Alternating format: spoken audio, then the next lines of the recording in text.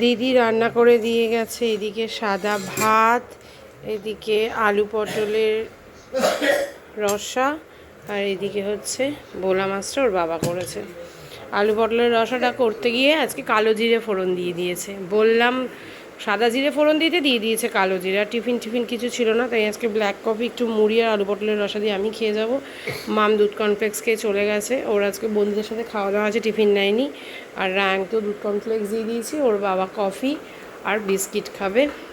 মঙ্গলা আসেনি, মঙ্গলা 3:30টায় ঢুকবে, যেটুকু বাসন রাত্রেবেলার ছিল। কি বিস্কিট দেবো তোমাকে, টোস্ট নাকি ইয়ে? যেটুকু বাসন ছিল আমি উঠে সকালবেলা মেজে নিয়ে এক্সারসাইজ করা সব কিছু হয়ে গেছে। আমি স্নানটা করিনি, বাজে অনেক, বেরোবো একটু দেরি করে বেরোবো, না ওর জন্য স্নানটা একটু দেরি করে করছি। আমি এক্সারসাইজটা করলাম, করে কেমন একটা আজকে মনে হচ্ছে পায়ে জোর পাচ্ছি না আমি। তো যাই হোক, চলো এখন এই খাওয়া দাওয়াটা সারি। জামা কাপড় প্রচুর মেলা হয়েছে ছাদে, এসে আজকে অনেক জামা কাপড় ভাঁজ করতে হবে। তো বাড়িতে এসে আজকে অনেকগুলো কাজ রয়েছে। চলো, গুড মর্নিং এভরিওয়ান। আবার একটা নতুন সকালে ঘরে বাইরের তরফ থেকে তোমাদের সবাইকে ওয়েলকাম। আশা করছি তোমরা সবাই খুব ভালো আছো, আমরাও ভালো আছি। তো চলো এখন খাওয়া দাওয়াটা সারি, খেয়ে দে তারপরে স্নান টান করে রেডি হয়ে অফিসে বেরোবো। চলো এখন বেরোবো, পুরো রেডি হয়ে গেছি, তবে দেরিতেই বেরোবো বললাম। আর রায়নের কোনো তো কাজ নেই, রায়ন টিভি দেখছে, ওর বাবা দিয়ে আসবে, প্রচণ্ড রোগ উঠেছে। চলো যাই, বাড়ি ফিরে আবার দেখা হবে। গুড ইভিনিং সবাইকে। খানিকক্ষণ আগে অফিস থেকে এলাম। এখন কাজ বলতে, যেহেতু মঙ্গলা বিকেলবেলা এসেছিলো সেই জন্য মোটামুটি ক্লিনই আছে সব কিছু। এখন আমি এই বোতলটা ধোবো, তারপরে এই যে ডিমগুলো এনেছে ডিমগুলো ধোবো। মঙ্গলাকে আগে ধুতে বলতাম, এখন আর বলি না, কারণ এমনভাবে ধোয় না, সেই গায়ে নোংরা লেগেই থাকে ডিমের। তাই ডিমগুলো আমি স্কচ ব্রাইট দিয়ে ভালোভাবে ধোবো। মাম তো একটু চুড়িটা নামিয়ে দে, চুড়িটা আমার হাতের। তারপরে আর কিছু করবো না, টুকটাক বাসনপত্র আছে, এগুলো একটু গোছাই দিয়েছি, এগুলো জায়গায় রাখি, গোছাই মানে এগুলো জায়গায় রাখি। আর সেভাবে কোনো কাজ নেই, প্রচুর জামা কাপড় ছিল, মুখ শোকাতে আগে জামা কাপড়গুলোকে মেজেছি গুছিয়েছি ভাঁজ করে। শরীরটা ঠিক জুতের লাগছে না, পেটটা বড্ড বিরক্ত করছে সকাল থেকে। আমি বুঝতে পারছি না কেন এরকম বিরক্তিকর, বাপরে বাপ, কেন এরকম বিরক্তিকর একটা অস্বস্তি হচ্ছে পেটটার মধ্যে, আমি বুঝতেই পারছি না।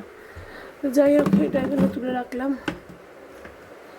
আর এবার ইয়েটা করব, এটা মায়ের টিফিন বক্স, আগের দিন মায়ের অ্যানিভার্সারির দিন মা কেক পাঠিয়েছিল, ওইটার টিফিন বক্স। এটা মায়ের এই টিফিন ব্যাগের মধ্যে ভরে দিই, এটা আবার মায়ের বাড়িতে যাবে।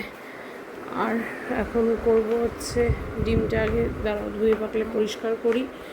রায়ন আমাকে একটু আদাটা বার করে দে, আদাটা ঘষে রাখিস নি, আমি বারবার বলে দিলাম, তুই তো এত তাড়াহুড়ো করে ফোনটা রেখে দিলি।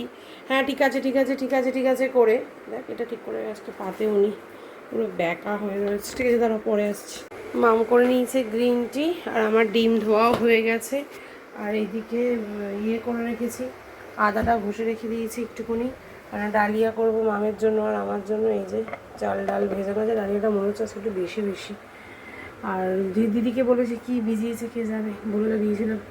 আর এই ডিম পরিমাণ তো বলে দেওয়ার পরেও কী ভিজিয়েছে জানি না। এদিকে এরা কী দেখছে, স্ত্রী টু, আমি একটু বসে কে দেখবি সেটা আবার কি? ও আচ্ছা, এই যে দুদিন পর এসছেন ভদ্রমহিলার সাথে, দুদিন পর দেখা হয়েছে, আমরা ছিলাম না। হ্যাঁ বলছি তার আগেই বলে, তুমি দুদিন ছিলে না, দুদিন পর দেখা হয়েছে মানে আমি দুদিন ছিলাম না। হ্যালো ভদ্রমহিলা, হাই, সে হাই। দেখেছো, সবাই দেখছে তোমায়, তুমি হাই বলো। পাকা বুড়ি হয়ে। এই যে গ্রিন টি খাওয়া হয়ে গেছে, এখন একটু এই যে গল্প করছি। সবাই 7:05। তুমি কেন নমস্কার করলে আমার মাকে? পাপ। এতক্ষণ গল্প টল্প করে আমাদের ঘরে এখন একটু ছাদে এসছি। হ্যাঁ, মধুমিতা জামা কাপড় মেলতে ভুলে গেছে, মধুমিতা উজান সব আমাদের ঘরে ছিল। মেলতে বললাম আমি অর্ধেক কথা ভুল বলি। আমার মা আমাকে ব্লগ দেখেই ফোন করে বলবে, তুই কি বলিস। কি হাওয়া দিচ্ছে গো ছাদে। মধুমিতা ছিল, উজান ছিল, স্বর্ণা, পুচকু সব গল্প করতে করতে আমি আর ব্লগ করিনি। আর পুচকুকে দেখো, সে ব্যাগটা আরও কিছুতেই কাপ থেকে নামাচ্ছে না। তুই ব্যাগটা ঘরে রেখে এলি না কেন? মা তো ঘরে গেল। আর কি হাওয়া দিচ্ছে ছাদে, মেঘও আছে কিন্তু আকাশে, ভালো মেঘ আকাশে। দেখো দেখো, দুষ্টুমি করছে, এসেই দুষ্টুমি। পুরো পুরো পুরো কালো আছে, কিচ্ছু বোঝা যাচ্ছে না। কি হলো, ঝড় উঠলো? বাবা এবার কি হবে? ঝড় আসবে। 10টা বাজে, কটা বাজে স্বর্ণা? 10টা 15, এখনো খাওয়া দাওয়া কিচ্ছু হয়নি। আর আয়নকে খেতে দিয়েছি না আমরা খেয়েছি। এবার কদিন পর এই বিল্ডিংটা তো ফটাফট লাইট ধরে যাবে সব। এই বিল্ডিংটাতে ফটাফট লাইট ধরে যাবে সব। এই বিল্ডিংটাতে এরকম ওজন ফোজনের মতো, এবার এখানটাতেও একদম ঝাপাঝাপ লাইট। বগেনভিলিয়াতে গাছটাতে একই এর থেকে সাদাও বেরিয়েছে, আবার পিঙ্কও বেরিয়েছে, আবার হ্যাঁ আবার হাফ হাফও আছে, সাদা আর পিঙ্ক। কি দারুণ লাগছে, সেই লেভেলে হাওয়া দিচ্ছে ছাদে। গাছটা হেভি, হ্যাঁ ভীষণ দারুণ দারুণ হাওয়া দিচ্ছে। বাবা তোমার এত জামা কাপড়, এখানে ধুলো ওই চেয়ারটায়। ডালিয়াটা এইদিকে বেড়ে নিয়েছে, এখানে আমার আর মেয়ে দুজনের আছে। এটা রায়নের ভাত, এটা রায়নের বাবার ভাত। এখানে আছে ভোলা মাছের ঝাল, আর এখানে আলু পটলের রসা গরম হচ্ছে। কী রসা জানি না, কালো জিরে ফোড়ন দিয়ে দিয়েছে আজকে।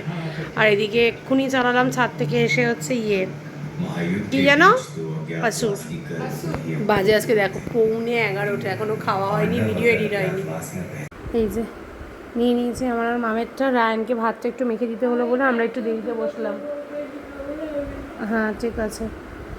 আর মাম যেহেতু আজকে একটু বন্ধুদের সাথে খেয়ে দিয়ে এসছে, তার জন্য ওর খিদে নেই, তাই ও অল্প খাবে। হাসুরটা তো চলছেই।